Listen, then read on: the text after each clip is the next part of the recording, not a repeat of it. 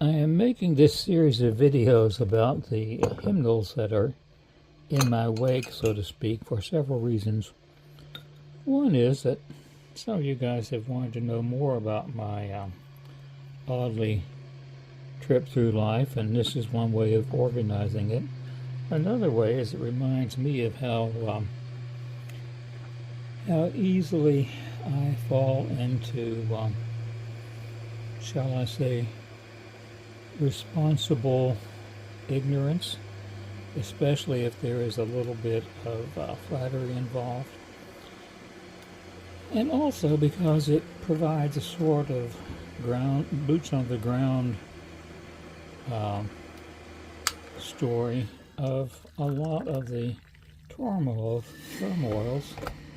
that have occurred in the church in recent times. When we left me as a rather naive and more ignorant than I allowed myself to believe me to be pilgrim, I was, you may remember, lay assistant at a church which was still using Hymnal 1940. But the senior warden, who was the one really in charge of the church, I just was doing the grunt work, ordered up these new shiny Hymnal 1982s, which followed the new 3-year lectionary and had what Marion Hatchett calls enrichments for worship. Much more service music right up front.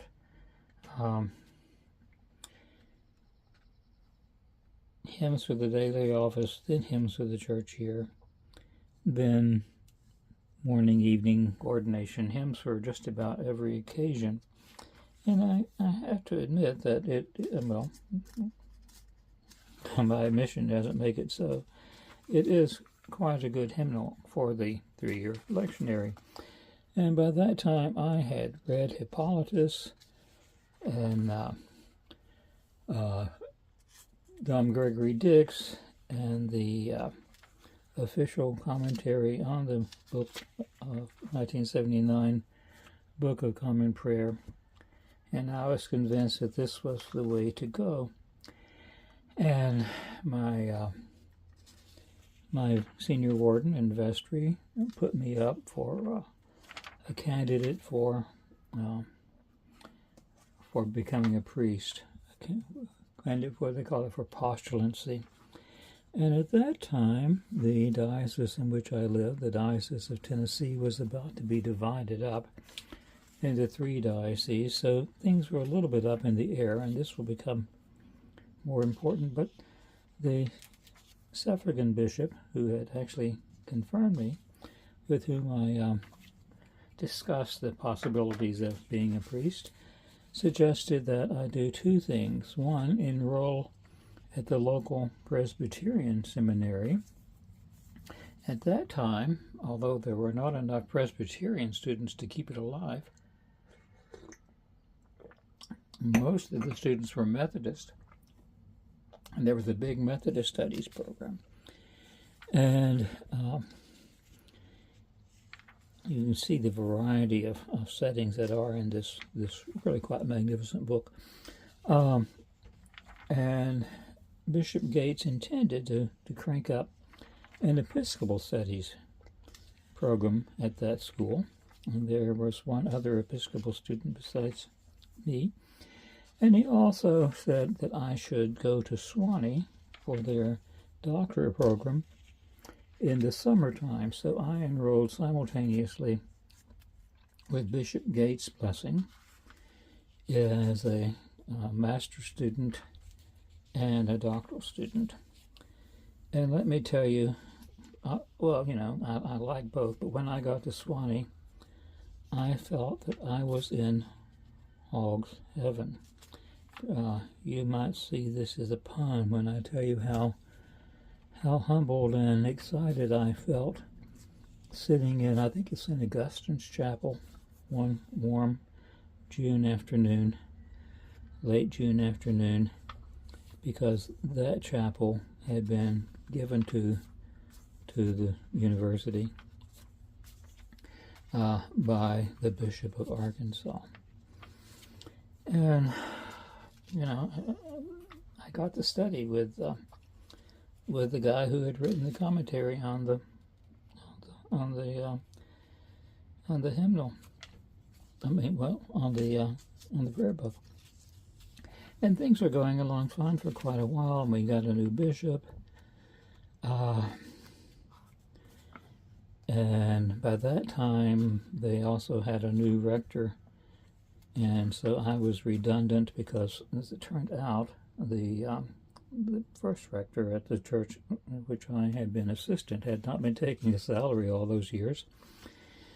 And they couldn't afford to pay me and a rector, and so I went to work as a director of religious education at another local church, the church where the rector had indeed worked with the guy who would be the new bishop, and had indeed nominated him to be the bishop. And so the general thought was that I would likely be the first ordinand of the new diocese. But that was not to be for a number of reasons. Now, I'm a slow learner, and as I mentioned, I didn't really pay much attention to the rector at the church that I first attended, who resigned because he said the church is no longer the church in which I was ordained. And he had begun, I'm quite sure, anonymously donating large sums of money to Trinity Theological School in Pennsylvania, which has flourished. And was not a great fan of Swanee, but he was also a Southern gentleman and didn't say anything bad about anyone. So, you know, there I was. And all was going along well for quite a while. And then two things happened, I think. One of them, just that I can't keep my big fat mouth shut. And the diocese had a special, notice how many hymns there are for each season of the year. It's helpful, of course, when each season has different readings from year A, year B to year C, which I thought was a wonderful thing at the time. Anyway, there was a special convention of the diocese to buy land to expand the church. And all the land was expensive, and it was along a corridor in which it was expected that rich people would buy property. And I, who had previously taught at a black high school in probably the poorest neighborhood in Memphis, raised my foolish little hand and said, well, because the real estate salesman, who were kind of behind this convention, I suspect, had said, oh, here are some properties that are a bargain and we can expand. And I said, why are we lying to ourselves? If we wanted bargains, we wouldn't be looking at the most expensive areas in town. We would be looking at the poorest areas in town, where there are a lot of people who are underserved by the church in general and the Episcopal Church in particular. One of the things that is central to this hymnal, by the way, is the great reclamation, if one sees it that way, of Holy Week. We should buy land where it's cheap. And, well, a great silence settled on the church. And I think I probably sealed my fate then, but if not then, the third summer that I went to Swanee, because each summer before I had gone because Bishop Gates had told me to go. That summer I had thought I wouldn't even go, and there was a fascinating kind of event in which I had an experience that convinced me that I should indeed go to Swanee. And when I got back home, this was before the days of cell phones, but there were voice recorders, and there was a message from a friend of mine who was a member of the, well, I don't know what church he's a member of now, anyway. And he said that, and he had been shaving that morning. It was as if the Holy Spirit, right on time, had told him that he should give me the money to go to Swanee. And so I did. Now, this wasn't a secret.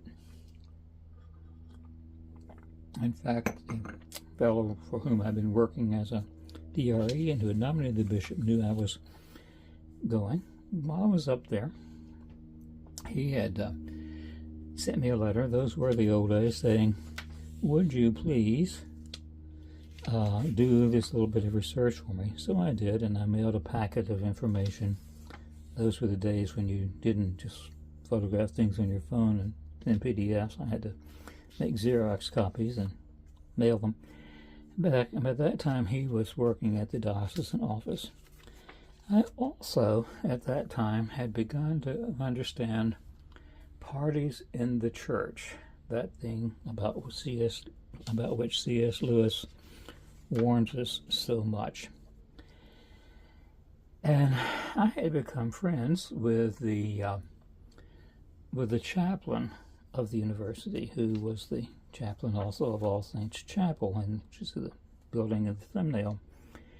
There were a number of reasons for that, and I think the presenting one was when Bishop Smith's widow hit our dog with her big black Cadillac.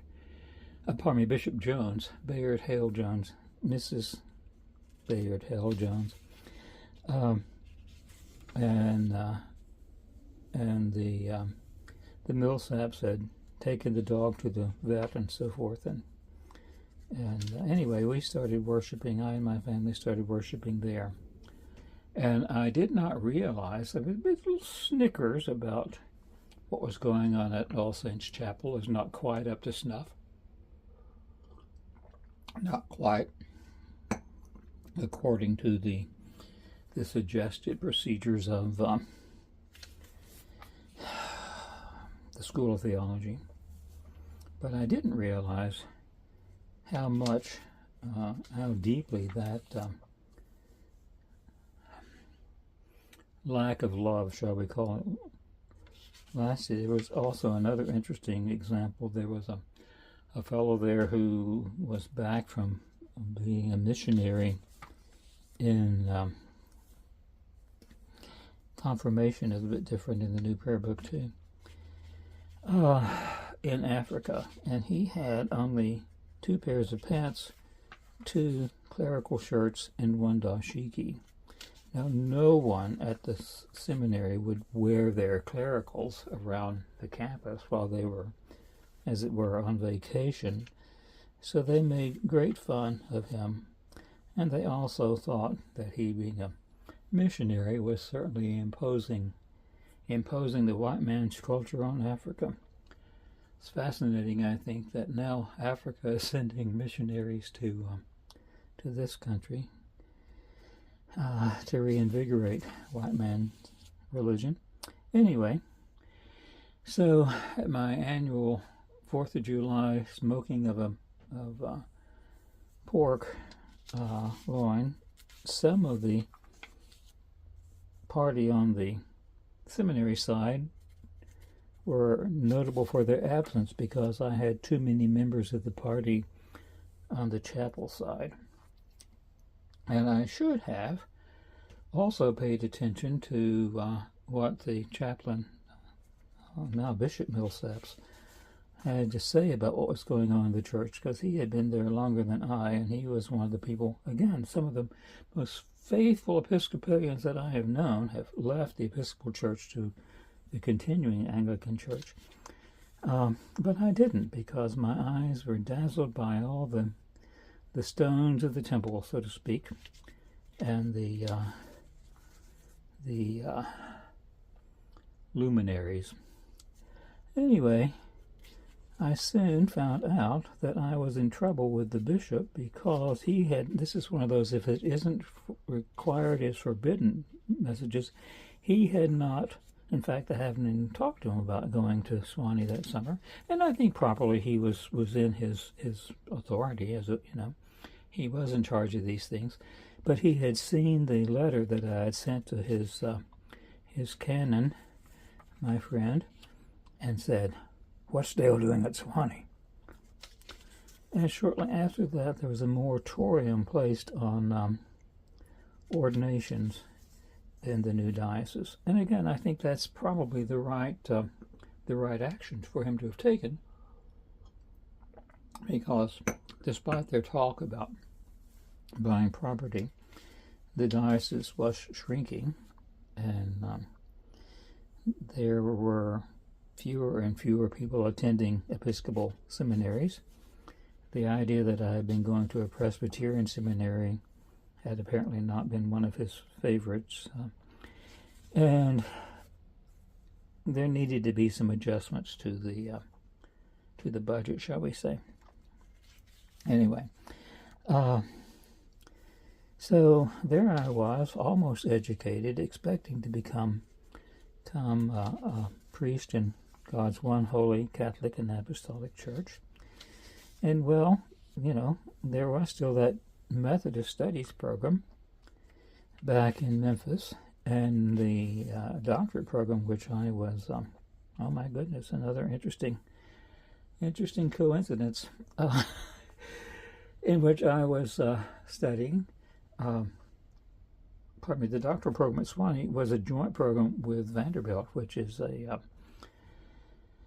Methodist school, and I had been studying the Old Testament with Walter Harrison, who wrote the New Revised Standard Version of the Bible, so to speak. We would say, "Bye, Wally," every weekend as he would go off to write the Bible.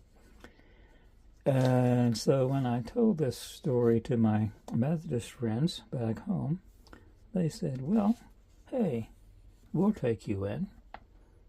And so they did. And I did not think this would be a great change, and in many ways it wasn't. And so the next exciting episode of this pilgrimage will be with this hymnal. But I think, since I am tending to end these videos with hymns and prayers and the like, that I will end it with at least part of one of the 24 hymns by Charles Wesley that is in Hymnal 1982. O thou who camest from above, the fire celestial to impart, kindle a flame of sacred love upon the altar of my heart. There let it be for thy glory burn with ever bright undying blaze, and trembling to its source return in humble prayer and fervent praise. Jesus, confirm my heart's desire to work and speak and think for thee. Still let me guard the holy fire, and still stir up the gift in me. Still let me prove thy perfect will, my acts of faith and love repeat, till death thy endless mercy seal, and make the sacrifice complete. I would next look for the fire burning on the Methodist altars. Well, as always, thank you for watching.